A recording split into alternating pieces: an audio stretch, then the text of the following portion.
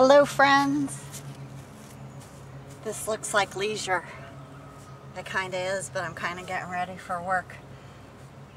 Hitting the 70s this week, so I have to, even though Italian descent and I'm built for the sun, I still honor my body and ease myself into it.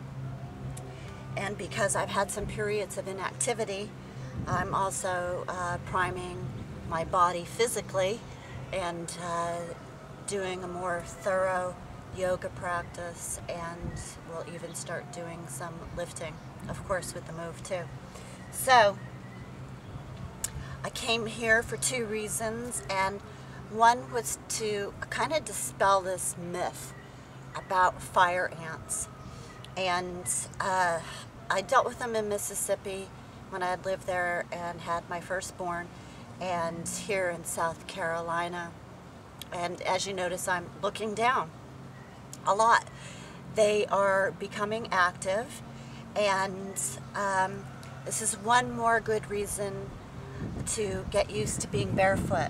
I have one on me right now. This is to dispel the myth that the fire ants get on you and signal each other, and they all bite, a whole bunch of them bite at the same time. In my experience, these suckers, one or two will be on you and you will feel them biting. They don't wait. It's just that you are in clothes and have a tendency of not noticing that they're on you, and therefore they've made their way up to your body, and a lot more of them are on you. So if you get comfortable with the practice of barefoot living, you will suffer far fewer bites. So that always makes me happy, because no matter what I tell them, I don't give the bugs permission to bite me, but they do it anyway. Mosquitoes love me. I eat an incredible amount of garlic and onions, and that doesn't seem to help because people have told me that's what I need to do. So that's the other thing that just doesn't work for me. So I am a mosquito and fire ant magnet. The other thing is going through the book When All Hell Breaks Loose, one thing I hadn't really thought about was emergency rehydration. And I'm going to spit this recipe out even before I cross-reference it.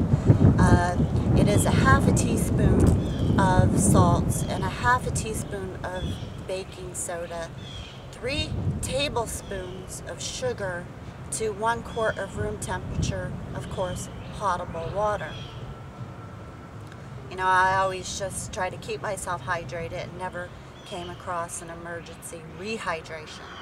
So that was the recommendations from the survivalist Cody London. I hope the wind's not too much and I'm speaking loudly enough for you guys to hear me. And my plans are, well, in between the move and everything else, is to try to go through here and pick out some of the more common and easily recognizable weeds, wild plants, that will be useful for common ailments, headaches, respiratory, stomach cramps, bleeding. And it was funny that I came across this. I'd never seen it in Pennsylvania or Texas or the other places that I lived, was this snake root. And it was going all across the fence line, and it was very aggressive and extremely ornery with its thorns. And I'm digging this stuff out, trying to control it on the last property. And here this book says it's one of the most important medicinal wild plants. There's another one. I'm glad I don't like to kill anything, but I'll squish those suckers in a heartbeat before they get a chance to bite me. So that's my intentions, to help people along that maybe don't have resources for the books. But, you know, get online and start thinking about those type of things, and what you could print off or write a little journal on. This book it tells you basics on what type of plants to use.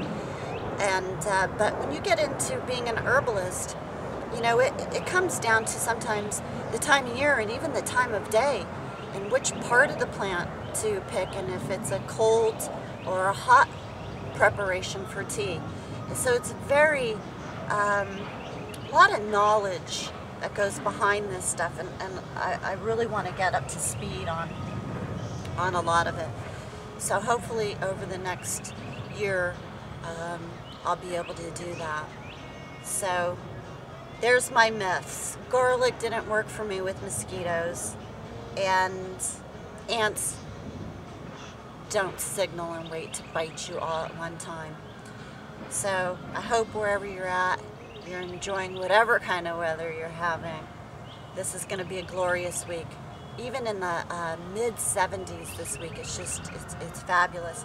I know it's not going to last. I know we're going to get a couple more cold spells, but it's even so gorgeous out here today that my citrus are getting their first taste of sun in quite some time. So, of course, I'll be back. Well, God willing, knock on wood and all that.